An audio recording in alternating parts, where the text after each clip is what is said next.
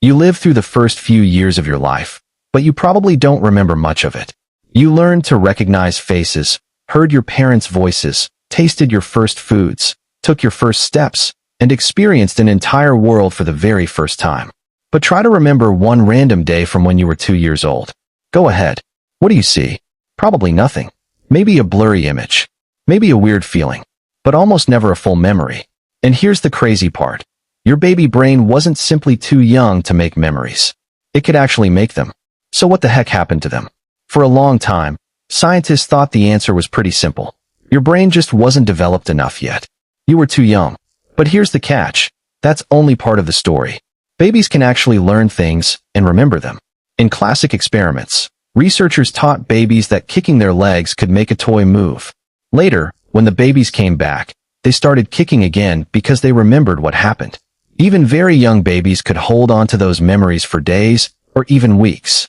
So your brain wasn't sitting there doing nothing when you were born.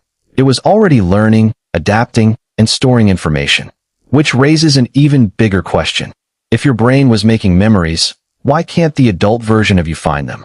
One big piece of the puzzle is the hippocampus, a part of your brain that's heavily involved in forming memories. Think of it as part of the system that helps turn something you experience into a memory you can pull back up later. But when you're a baby, this system is still under construction. The connections between different parts of your brain are being built, changed, and reorganized. So your early memories may have been formed differently from the memories you make as an adult. But that still doesn't explain the whole thing. Because scientists found something that makes this mystery even weirder. During your first few years, your brain is growing ridiculously fast. It's creating tons of new connections and new neurons. This process is called neurogenesis. And you'd probably think that more brain growth would mean better memory, right? More neurons, more connections, more storage. Sounds like a win. Except it doesn't always work that way. Scientists tested this idea in mice by changing how quickly new neurons were being produced. When they increased the growth of new neurons, the mice got worse at remembering things they'd already learned. But when they slowed that process down, the mice were able to hold on to certain memories for longer. Wait, what? A faster-growing brain made the memories harder to keep? Here's the weird part. Your brain isn't just building. It's remodeling. Think about renovating a house while you're still living in it. You're adding rooms, moving walls, ripping out wiring, and replacing old stuff while you're still trying to live there. Things are going to change. Some old stuff might even get torn out completely. Your developing brain is doing something kind of similar, just on a massive scale. As new neurons and connections are added, older neural circuits can get reorganized. And when those circuits change, some early memories may become harder and harder for your adult brain to retrieve. So maybe your earliest memories weren't simply never stored. Maybe they were there, and your brain changed so much that you lost the way back to them. But hold on. There's another problem. Even if your baby brain could store an experience, you weren't experiencing the world the same way you do now. You didn't have the same understanding of yourself. You didn't have the same language.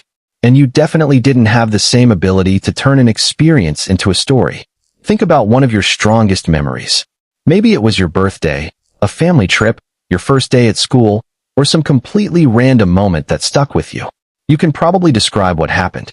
You can say where you were, who was there, what you saw, and how you felt. Those words help your brain organize the experience. But a baby doesn't have that system yet. A baby can experience a loud voice, a bright light, a face, a smell, or the feeling of being held without being able to think. Okay, this happened to me on this day.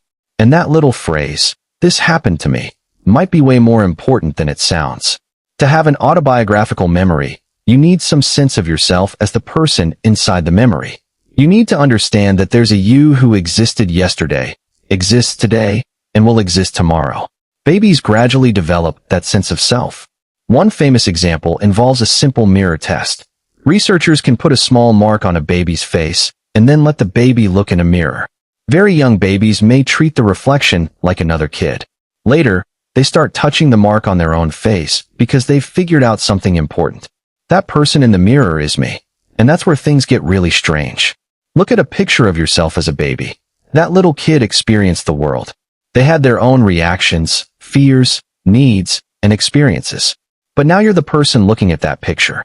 You have memories, language, beliefs, relationships, and an entire story about who you are. So here's the uncomfortable question. If you can't remember being that baby, how connected do you actually feel to that person? Obviously, it's still you. Same body, continuous biological development.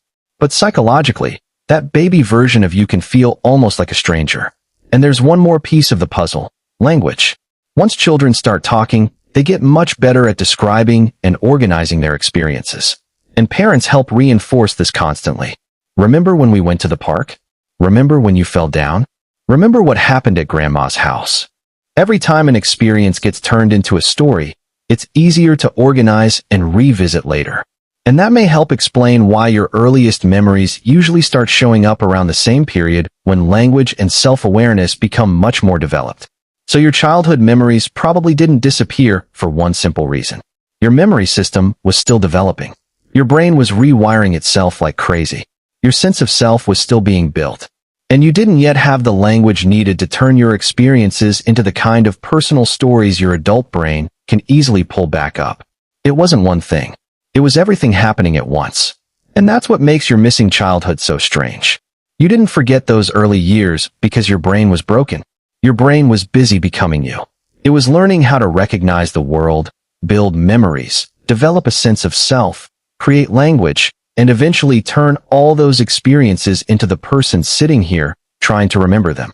Which means the strangest part isn't that you can't remember being a baby. It's that the person who lived those moments helped build the person who is trying to remember them now. And maybe that's why your oldest memories disappeared. Not because your brain failed, but because your brain was still figuring out who you were.